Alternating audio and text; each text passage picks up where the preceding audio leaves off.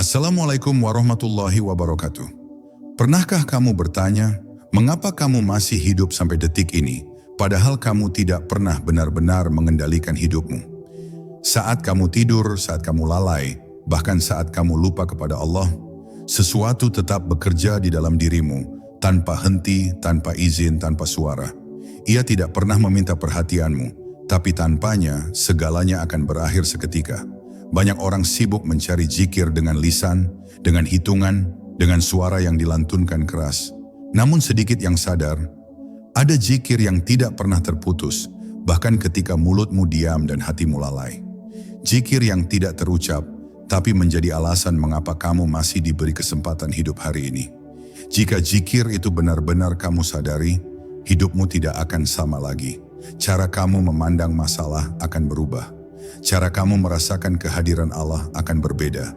Dan bisa jadi selama ini kamu terlalu jauh mencari, padahal rahasia itu lebih dekat daripada urat lehermu sendiri.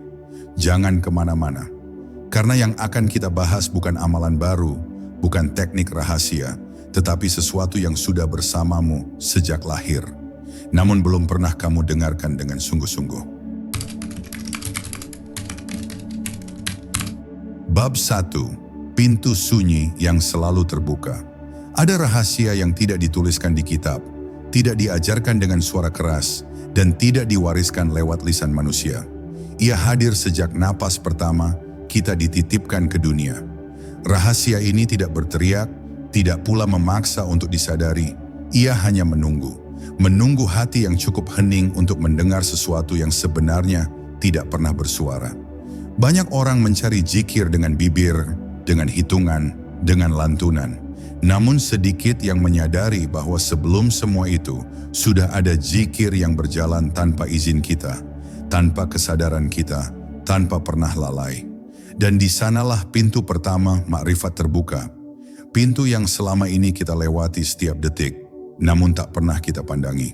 Napas bukan sekadar udara yang keluar dan masuk. Ia adalah isyarat kehidupan yang Allah jaga langsung tanpa kita minta.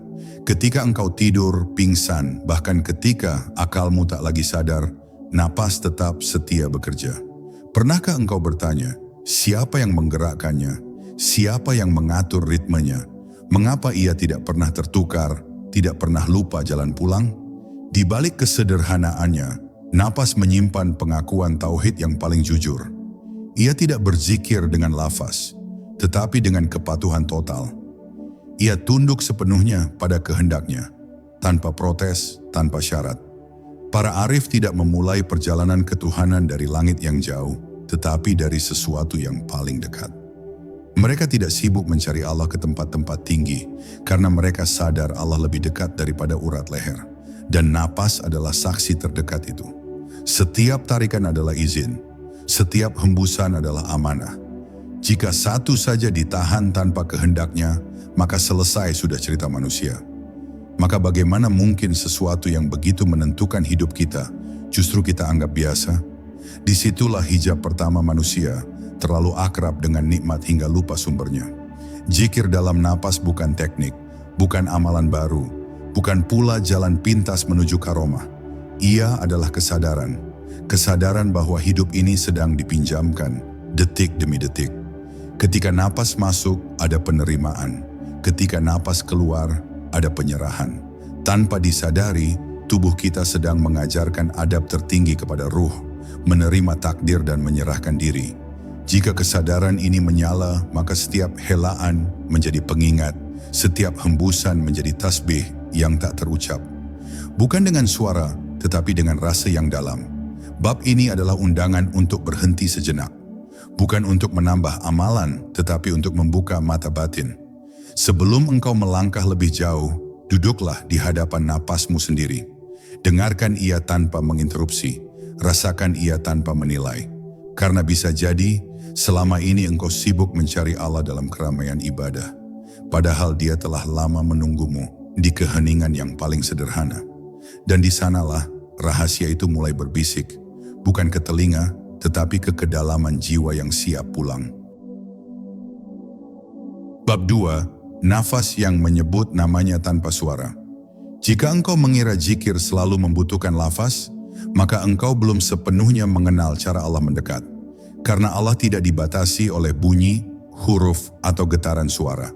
Ada zikir yang tidak terdengar, namun mengguncang langit batin. Ada pujian yang tidak terucap, namun dicatat lebih jujur daripada ribuan kalimat. Nafas adalah salah satunya. Ia tidak menyebut Allah dengan huruf, tetapi ia hidup karena Allah.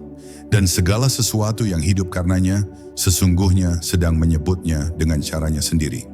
Diam-diam, terus-menerus, tanpa jeda. Coba renungkan ini dalam-dalam. Saat engkau menarik napas, tidak ada satupun manusia yang bisa menjamin napas berikutnya akan datang. Namun engkau tetap menariknya dengan penuh keyakinan, seolah ada perjanjian tak tertulis antara dirimu dan Sang Pemberi hidup. Keyakinan itu bukan dari logika, bukan dari ilmu kedokteran, melainkan dari fitrah tauhid yang tertanam di dasar ruh. Nafas mengajarkan iman tanpa teori. Ia mengajarkan tawakal tanpa ceramah. Ia bergerak karena percaya, dan percaya karena ditopang oleh kehendak yang maha menjaga. Disinilah rahasia zikir nafas mulai terasa. Setiap tarikan nafas adalah pengakuan bahwa engkau membutuhkan. Setiap hembusan nafas adalah pengakuan bahwa engkau tidak memiliki apa-apa. Engkau tidak membawa udara itu dari gudangmu sendiri. Engkau tidak menyimpannya untuk esok hari. Engkau hanya menerima dan melepas, terima dan lepas. Dan pola ini bukan kebetulan. Inilah sunnatullah yang Allah tanamkan agar manusia belajar makna kehambaan tanpa harus diajari. Nafas adalah guru yang paling setia, namun paling sering diabaikan. Orang-orang yang hatinya mulai terbuka akan merasakan sesuatu yang berbeda. Ketika mereka diam dan menyadari nafasnya, ada getaran halus yang muncul. Bukan rasa aneh, bukan sensasi mistis murahan, melainkan rasa hadir. Seolah ada yang sangat dekat namun tidak terlihat. Seolah ada yang memandang dengan kasih tanpa menghakimi. Inilah awal murakabah. Bukan engkau yang melihat Allah, tetapi engkau sadar bahwa engkau selalu dilihat. Dan kesadaran ini lebih tajam daripada 1000 wirid yang diucap tanpa rasa. Maka jangan terburu-buru ingin menguasai rahasia ini. Nafas tidak bisa dipaksa, zikirnya tidak bisa dikejar. Ia hanya hadir ketika engkau berhenti melawan hidup. Ketika engkau berhenti merasa berkuasa, ketika engkau rela menjadi hamba, bukan pengatur takdir. Bab ini bukan untuk membuatmu merasa istimewa, tetapi untuk melunakkan hatimu. Karena semakin halus kesadaranmu terhadap nafas, semakin runtuh kesombonganmu. Dan saat itulah, zikir yang tak terucap mulai berbicara paling jujur di dalam dirimu. Bab 3, saat nafas menjadi cermin kehambaan. Pada titik tertentu, engkau akan menyadari bahwa nafas bukan lagi sekadar proses hidup, melainkan cermin yang memantulkan siapa dirimu sebenarnya. Ketika gelisah, nafas menjadi sempit. Ketika sombong, nafas terasa berat. Ketika pasrah, nafas mengalir lembut tanpa beban. Nafas tidak pernah berdusta. Ia jujur mewakili keadaan batin yang paling dalam, bahkan saat lidah pandai berpura-pura. Disinilah Allah memperlihatkan tandanya dengan sangat halus, bahwa hati dan nafas terhubung lebih dekat daripada pikiran dan kata-kata. Siapa yang memahami nafasnya, perlahan akan mengenali keadaan jiwanya sendiri. Manusia sering merasa dirinya beriman karena lisannya fasih menyebut ayat atau pikirannya penuh dalil. Namun nafas tidak mengenal kepalsuan itu. Ia hanya tunduk pada satu perintah, hidupkan atau hentikan. Maka ketika engkau duduk diam dan menyadari nafas, sesungguhnya engkau sedang dihadapkan pada kenyataan paling telanjang tentang dirimu. Bahwa engkau tidak mengendalikan apapun. Bahkan untuk bernapas lebih panjang 1 detik pun, engkau sepenuhnya bergantung. Disinilah tauhid turun dari konsep menjadi pengalaman. Bukan lagi sekadar Allah Maha Kuasa, tetapi aku sama sekali tidak berkuasa. Para ahli makrifat memahami satu hal yang sering luput dari manusia awam. Mereka tahu bahwa kehambaan sejati bukan ditunjukkan dengan banyaknya ritual, tetapi dengan hilangnya rasa memiliki. Nafas melatih itu secara alami. Ia datang dan pergi tanpa pernah menjadi milikmu. Engkau tidak bisa menyimpannya, tidak bisa memamerkannya, tidak bisa mengklaimnya. Bahkan ketika engkau berkata, "Ini nafasku," sesungguhnya ia sedang meminjam tubuhmu untuk menjalankan perintah Tuhannya. Kesadaran ini perlahan menghancurkan ego, bukan dengan kekerasan, tetapi dengan kejujuran yang tak bisa ditawar. Ketika ego melemah, sesuatu yang lain menguat. Rasa hadir Allah menjadi lebih dekat, lebih nyata, namun tetap penuh adab. Bukan kehadiran yang membuatmu berani, tetapi kehadiran yang membuatmu semakin rendah hati. Nafas menjadi saksi dialog sunyi antara hamba dan Rabb-Nya. Tidak ada permintaan, tidak ada tuntutan. Hanya ada pengakuan diam-diam bahwa setiap detik hidup ini sepenuhnya dalam genggamannya. Inilah zikir yang tidak meminta balasan, karena ia lahir dari kesadaran, bukan dari harapan duniawi. Bab ini mengajakmu untuk bercermin tanpa hiasan. Jangan bertanya sejauh apa ilmumu, seberapa tinggi makammu, atau seberapa banyak amalanmu. Cukup tanyakan satu hal, seberapa sadar engkau saat bernapas. Karena siapa yang lalai terhadap nafasnya, seringkali lalai terhadap Tuhannya. Namun siapa yang jujur memandang nafasnya, akan menemukan bahwa jalan kembali kepada Allah ternyata tidak sejauh yang ia bayangkan. Ia sedekat hembusan yang baru saja berlalu. Bab 4, hening yang mengantarkan pada kehadiran. Ada saatnya dalam perjalanan batin, ketika kata-kata mulai terasa berisik, doa yang panjang terasa berat, bahkan zikir lisan yang dulu menenangkan, kini seakan hanya lewat di bibir tanpa singgah di hati. Jangan takut pada fase ini. Justru disinilah Allah sedang mengajakmu masuk lebih dalam, ke wilayah hening yang tidak bisa ditembus oleh suara. Nafas menjadi jembatan paling halus menuju ruang ini. Ia tidak menuntut kefasihan, tidak meminta tenaga, hanya kehadiran. Dan di hadapan kehadiran yang jujur, segala kepalsuan perlahan luruh dengan sendirinya. Hening bukan berarti kosong. Hening adalah penuh, tetapi tidak gaduh. Ketika engkau menyadari nafas tanpa mengaturnya, tanpa memaksanya mengikuti irama tertentu, engkau sedang belajar adab tertinggi, membiarkan Allah bekerja tanpa campur tangan ego. Nafas mengalir sebagaimana mestinya, dan engkau hanya menjadi saksi. Dalam kesaksian itu, ada rasa kecil yang tumbuh, namun bukan kehinaan. Justru di sanalah kemuliaan seorang hamba muncul, saat ia rela tidak menjadi pusat, rela tidak mengendalikan, rela tidak tahu apa-apa selain bahwa Allah Maha mengatur. Perlahan hening ini membuka tabir kehadiran, bukan kehadiran yang terlihat mata, bukan pula yang terbayang akal. Ia hadir sebagai rasa tentram yang tidak bergantung pada keadaan.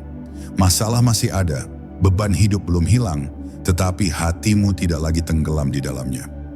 Nafas mengajarkan satu rahasia besar, hidup tidak harus dilawan. Ia cukup dijalani dengan kesadaran bahwa ada yang menopang di setiap detiknya. Dan kesadaran ini tidak bisa dipelajari dari buku, hanya bisa dirasakan dalam diam. Dalam hening nafas, engkau akan merasakan bahwa Allah tidak pernah jauh. Selama ini jarak itu diciptakan oleh pikiran yang sibuk, oleh hati yang ingin menguasai segalanya. Ketika pikiran mulai diam dan hati berhenti menuntut, kehadiran itu terasa begitu dekat hingga sulit dijelaskan. Bukan perasaan luar biasa yang menggelegar, melainkan ketenangan yang dalam dan stabil. Seperti pulang ke rumah setelah perjalanan panjang, tanpa perlu sambutan meriah, tanpa perlu penjelasan apapun. Bab ini bukan mengajarkanmu untuk meninggalkan zikir atau doa. Justru ia mengajarkanmu untuk menemukan ruh di balik semuanya. Karena zikir tanpa kehadiran hanyalah kebiasaan, dan doa tanpa kesadaran seringkali hanya keluhan. Nafas mengembalikanmu pada inti, menjadi hamba yang hadir sepenuhnya di hadapan Rabb-Nya. Dan ketika engkau mampu duduk dalam hening itu, meski hanya beberapa saat, engkau akan mengerti mengapa para arif lebih mencintai diam yang sadar daripada 1000 kata yang kosong. Bab 5. Zikir yang menyatu dengan hidup. Pada tahap ini, engkau mungkin mulai menyadari sesuatu yang halus namun mengubah segalanya. Bahwa zikir bukan lagi aktivitas terpisah dari hidup, bukan ritual yang menunggu waktu tertentu, bukan pula amalan yang harus disiapkan secara khusus. Ia mulai menyatu.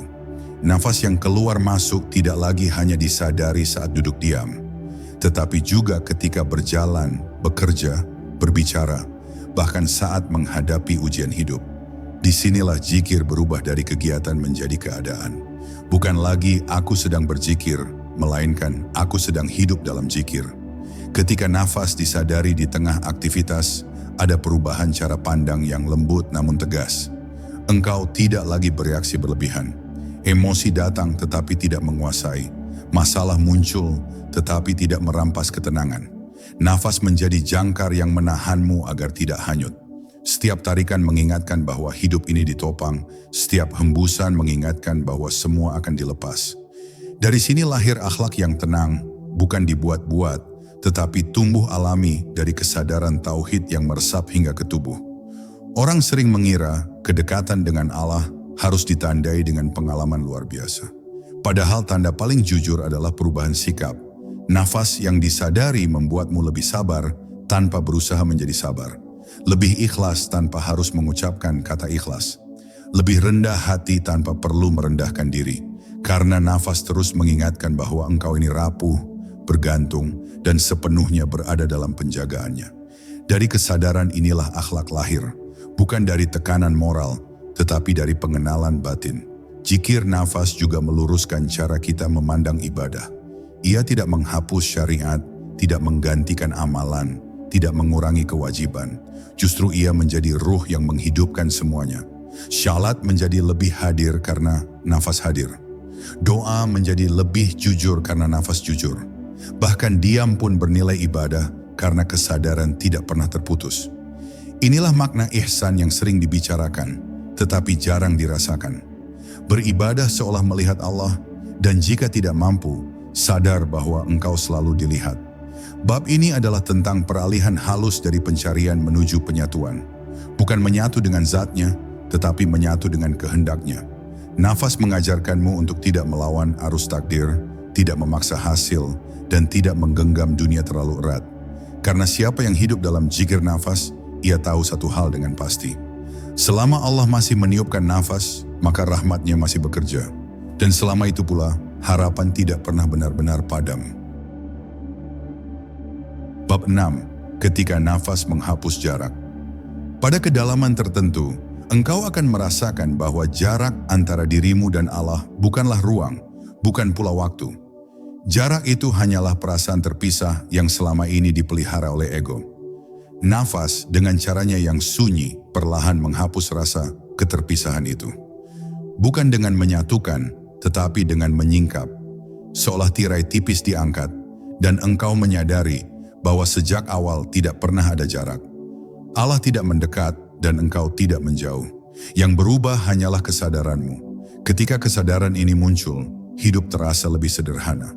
Bukan karena masalah hilang, tetapi karena engkau tidak lagi memikul semuanya sendirian. Nafas mengajarkan bahwa setiap detik ada penyertaan. Bahkan dalam kesulitan yang paling gelap, nafas tetap berjalan, seakan berkata tanpa kata, engkau tidak ditinggalkan. Dan kalimat ini, meski tidak terdengar, lebih menenangkan daripada ribuan nasihat. Disinilah iman berhenti menjadi keyakinan intelektual dan berubah menjadi rasa aman yang menetap di dada. Banyak orang bertanya, bagaimana merasakan kehadiran Allah dalam hidup sehari-hari? Jawabannya seringkali terlalu dekat hingga terlewatkan. Hadirlah sepenuhnya saat bernapas. Karena di sanalah hidup sedang berlangsung, bukan di masa lalu yang disesali, bukan di masa depan yang ditakuti. Nafas selalu berada di saat ini, dan Allah hanya bisa disadari di saat ini. Siapa yang terus melayang di luar momen ini akan terus merasa jauh meski lisannya penuh zikir. Ketika nafas disadari tanpa niat menguasai, tanpa keinginan mendapatkan apapun, muncullah rasa ridha yang tenang. Ridha bukan berarti pasrah tanpa usaha, tetapi menerima kenyataan tanpa perlawanan batin. Nafas datang apa adanya, pergi apa adanya. Tidak meminta lebih, tidak menolak kurang. Dari sini engkau belajar satu pelajaran besar, bahwa ketenangan bukan hasil dari keadaan yang ideal, melainkan dari hati yang tidak lagi menuntut dunia untuk mengikuti kehendaknya. Bab ini menandai lenyapnya sebagian hijab yang paling halus, hijab merasa terpisah dari Allah. Nafas mengajarkan bahwa engkau selalu berada dalam genggamannya, bahkan saat engkau lupa. Dan ketika kesadaran ini menetap, engkau tidak lagi sibuk mencari tanda-tanda kehadirannya. Karena setiap tarikan sudah cukup sebagai bukti, setiap hembusan sudah cukup sebagai pengingat. Dan di sanalah jarak itu benar-benar lenyap, bukan karena dilompati, tetapi karena tidak pernah ada. Bab 7, nafas sebagai amanah yang terjaga. Pada akhirnya, engkau akan memahami bahwa nafas bukan sekadar anugerah, melainkan amanah yang terus dijaga langsung oleh Allah. Ia tidak diserahkan sepenuhnya kepadamu, karena jika iya, hidup ini akan berakhir sejak lama. Nafas dijaga agar engkau tetap hidup, agar kesempatan kembali selalu terbuka, agar pintu taubat tidak tertutup sebelum waktunya. Kesadaran ini melahirkan rasa malu yang lembut, bukan takut yang keras. Malu karena masih sering lalai, padahal Allah setia menjaga hidupmu bahkan saat engkau berpaling. Ketika nafas dipahami sebagai amanah, cara engkau menjalani hidup pun berubah. Engkau tidak lagi menghamburkan waktu dengan kemarahan yang sia-sia, dengan kebencian yang menggerogoti, dengan kesedihan yang berlarut tanpa tawakal. Setiap tarikan terasa berharga, setiap hembusan terasa berarti. Bukan karena engkau takut mati, tetapi karena engkau mulai menghargai hidup sebagai titipan. Nafas mengajarkan bahwa setiap detik adalah kesempatan untuk kembali lurus, tanpa perlu menunggu momen besar atau peristiwa mengguncang. Amanah ini juga melatih kejujuran batin. Engkau mulai bertanya pada diri sendiri, untuk apa nafas ini digunakan? Apakah ia dihabiskan untuk mengeluh atau untuk bersyukur, untuk melukai atau untuk menyembuhkan, untuk menumpuk ego atau untuk melayani? Nafas tidak menghakimi pilihanmu, tetapi ia mencatatnya dalam keheningan. Dan kesadaran akan catatan sunyi inilah yang perlahan membimbing hati agar lebih berhati-hati, lebih lembut, dan lebih bertanggung jawab. Dalam kesadaran amanah, ibadah tidak lagi terasa sebagai beban. Ia menjadi kebutuhan jiwa yang alami. Salat bukan sekadar kewajiban, tetapi jeda untuk mengembalikan arah. Zikir bukan pelarian, tetapi penguatan. Bahkan taubat tidak lagi terasa menakutkan, karena engkau sadar selama nafas masih ada, pintu itu masih terbuka. Nafas menjadi saksi bahwa Allah lebih ingin engkau kembali daripada menghukummu pergi. Bab ini adalah pengingat yang dalam namun menenangkan, bahwa hidupmu tidak dibiarkan berjalan tanpa makna. Setiap nafas dijaga, setiap detik diawasi dengan kasih, bukan dengan kemarahan. Dan ketika engkau mulai hidup dengan kesadaran ini, engkau tidak lagi bertanya kapan hidup akan berakhir. Engkau lebih sibuk bertanya bagaimana setiap nafas bisa bernilai di sisinya. Disitulah amanah berubah menjadi kehormatan dan hidup menjadi ibadah yang terus berlangsung. Bab 8, saat nafas mengajarkan kepulangan. Ada satu pelajaran yang hanya bisa dipahami ketika hati mulai lembut, bahwa hidup ini sejatinya sedang bergerak menuju pulang. Nafas yang keluar masuk bukan hanya menjaga kehidupan, tetapi juga menghitung waktu kepulangan itu dengan sangat rapi. Setiap hembusan adalah langkah mendekat, setiap tarikan adalah penangguhan yang penuh kasih. Nafas tidak pernah tergesa, tidak pernah terlambat. Ia berjalan sesuai ketetapan, seolah mengingatkan bahwa ajal bukan musibah, melainkan janji yang pasti ditepati pada saat terbaik menurutnya. Ketika kesadaran ini hadir, rasa takut terhadap kematian perlahan berubah bentuk.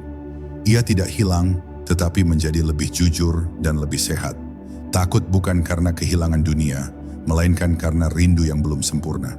Nafas mengajarkan bahwa hidup bukan tentang berapa lama engkau tinggal, tetapi bagaimana engkau menyiapkan kepulangan. Maka orang yang sadar nafasnya tidak sibuk menunda kebaikan, tidak menumpuk dendam, tidak menggenggam luka terlalu lama. Ia tahu semua yang tidak dibereskan di sini akan terasa berat di sana. Dalam keheningan nafas ada latihan melepas yang terus-menerus. Engkau menarik, lalu melepaskan. Datang, lalu pergi. Pola ini sederhana, namun sangat dalam. Ia melatih jiwa untuk tidak terlalu melekat. Karena siapa yang terlalu melekat pada dunia akan kesakitan saat dipisahkan. Nafas dengan sabar mengajarkan bahwa melepaskan bukan kehilangan, tetapi kepatuhan pada sunatullah. Dan kepatuhan inilah yang melapangkan jalan pulang. Para arif sering berkata, orang yang paling siap mati adalah orang yang paling hidup. Hidup dengan kesadaran, hidup dengan adab, hidup dengan hati yang bersih. Nafas membantu menumbuhkan kesiapan itu tanpa ancaman, tanpa paksaan. Ia tidak berkata, bersiaplah sekarang, tetapi ia membimbing perlahan, setiap detik, agar engkau terbiasa hadir, terbiasa jujur, dan terbiasa menyerah pada kehendak Allah. Dari kebiasaan inilah lahir ketenangan menghadapi apapun, termasuk perpisahan terakhir. Bab ini bukan untuk menakut-nakuti, tetapi untuk melunakkan, agar engkau tidak menunggu sakit atau kehilangan besar untuk ingat pulang. Nafas sudah mengingatkanmu sejak lama, hanya saja suaranya terlalu lembut untuk hati yang sibuk. Dan ketika engkau mulai mendengarnya, hidup terasa lebih ringan. Karena engkau tidak lagi berjalan tanpa arah. Setiap nafas menjadi bekal, setiap detik menjadi langkah, menuju kepulangan yang tidak asing, karena telah lama disapa dalam diam. Bab 9, ketika nafas tidak lagi dimiliki. Pada kedalaman kesadaran tertentu, muncul satu pemahaman yang sangat halus namun mengguncang batin, bahwa nafas ini bukan hanya tidak bisa dikendalikan, tetapi juga tidak pernah benar-benar dimiliki. Sejak awal ia hanya lewat, menumpang sebentar di tubuh, lalu pergi sesuai perintah. Kesadaran ini melahirkan kepasrahan yang berbeda, bukan pasrah yang lemah, tetapi pasrah yang jernih. Karena saat engkau tidak lagi merasa memiliki nafas, engkau pun berhenti merasa memiliki hidup. Dan disitulah beban batin mulai terlepas satu persatu. Ketika rasa memiliki memudar, tuntutan-tuntutan batin ikut melemah. Engkau tidak lagi memaksa dunia untuk sesuai dengan keinginanmu. Tidak lagi menuntut manusia agar memahami dirimu sepenuhnya. Tidak lagi marah berlebihan saat rencana runtuh. Nafas mengajarkan bahwa semua datang sesuai kadar dan pergi sesuai waktu. Tidak ada yang bisa ditahan, tidak ada yang perlu dikejar mati-matian. Kesadaran ini bukan membuatmu pasif, tetapi membuatmu selaras. Engkau bergerak, namun tidak melawan arus. Di titik ini, doa pun berubah rasa. Bukan lagi sekadar permohonan agar keadaan berubah, tetapi dialog batin agar hati diluruskan. Engkau tetap meminta, tetap berharap, tetapi tanpa keterikatan yang menyiksa. Karena nafas telah mengajarkan satu rahasia besar, bahwa yang paling aman bukan mendapatkan apa yang diinginkan, melainkan ridha terhadap apa yang diberikan. Dan ridha ini bukan dipaksakan, tetapi tumbuh alami dari kesadaran bahwa engkau tidak pernah memegang kendali. Para arif menyebut keadaan ini sebagai awal fana yang lembut, bukan hilang secara fisik, bukan lenyap dari dunia, tetapi memudarnya klaim aku. Nafas terus berjalan tanpa menunggumu merasa hebat atau merasa gagal. Ia tetap setia menjalankan perintahnya. Dari sini engkau belajar bahwa nilai dirimu di sisi Allah bukan diukur dari seberapa besar peranmu di dunia, tetapi seberapa jujur kehambaanmu di hadapannya. Bab ini adalah ambang sunyi sebelum pemahaman terakhir. Saat engkau benar-benar menyadari bahwa tidak ada yang bisa dibanggakan, tidak ada yang bisa digenggam, dan tidak ada yang perlu ditakuti secara berlebihan. Nafas datang dan pergi tanpa identitas, tanpa nama, tanpa cerita. Dan justru dalam ketanpaakuan itulah, ketenangan paling dalam bersemayam. Karena ketika nafas tidak lagi dimiliki, hidup pun akhirnya dikembalikan sepenuhnya kepada pemiliknya. Bab 10. Zikir yang tak pernah berakhir. Pada akhirnya, semua perjalanan ini bermuara pada satu kesadaran yang sangat sunyi, bahwa zikir sejati tidak dimulai dan tidak pula berakhir. Ia telah ada sebelum engkau mencarinya, dan akan tetap ada meski engkau melupakannya. Nafas hanyalah pintu yang dibukakan agar engkau menyadari hal itu. Ketika engkau tidak lagi sibuk mengamati nafas, tidak lagi berusaha merasakannya, tidak lagi mengklaim apapun darinya, justru disitulah zikir itu menjadi utuh. Ia tidak lagi disadari sebagai praktik, tetapi hadir sebagai keadaan batin yang menetap. Di tahap ini, engkau tidak lagi bertanya, apakah aku sudah berzikir dengan benar? Karena pertanyaan itu sendiri telah gugur. Yang tersisa hanyalah hidup yang berjalan dalam kesadaran ilahi. Engkau berbicara, namun hatimu diam bersamanya. Engkau bergerak, namun batinmu bersandar. Engkau menghadapi dunia, namun pusatmu tidak lagi di dunia. Nafas tetap keluar masuk, tetapi tidak lagi menjadi fokus.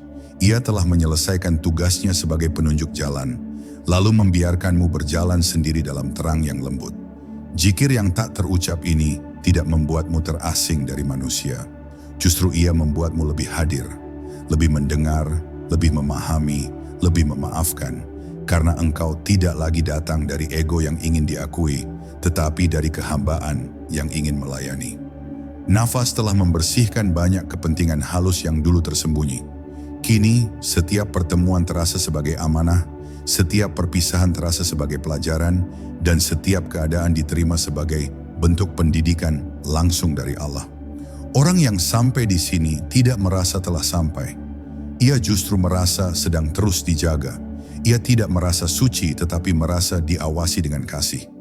Nafas masih berjalan, hidup masih berlangsung, namun tidak ada lagi kegaduhan batin untuk menjadi sesuatu. Karena ia telah menemukan cukup dalam menjadi hamba. Dan kecukupan ini bukan datang dari luar, tetapi dari keyakinan yang tenang bahwa Allah Maha Tahu apa yang sedang terjadi pada dirinya, bahkan saat ia sendiri tidak mengerti. Bab terakhir ini bukan penutup, melainkan pengembalian, mengembalikan semua pencarian ke asalnya. Bahwa zikir paling jujur adalah hidup itu sendiri ketika dijalani dengan kesadaran tauhid. Nafas hanyalah saksi yang setia dari awal hingga akhir. Dan ketika suatu hari nafas itu benar-benar berhenti, zikir tidak ikut berhenti. Karena ia tidak bergantung pada udara, tidak terikat tubuh. Ia telah kembali ke asalnya, sebagaimana engkau pun akan kembali. Tanpa suara, tanpa kata, namun dalam kehadiran yang sempurna. Sebelum kita benar-benar berpisah, ingatlah satu hal ini. Jika hari ini kamu masih bisa menarik dan menghembuskan nafas, itu bukan kebetulan. Itu adalah tanda bahwa Allah masih memberi waktu, masih memberi kasih, masih membuka pintu untuk kembali. Jangan biarkan nafas hanya lewat tanpa makna. Hadirlah bersamanya dan biarkan ia menuntunmu pulang perlahan. Assalamualaikum warahmatullahi wabarakatuh.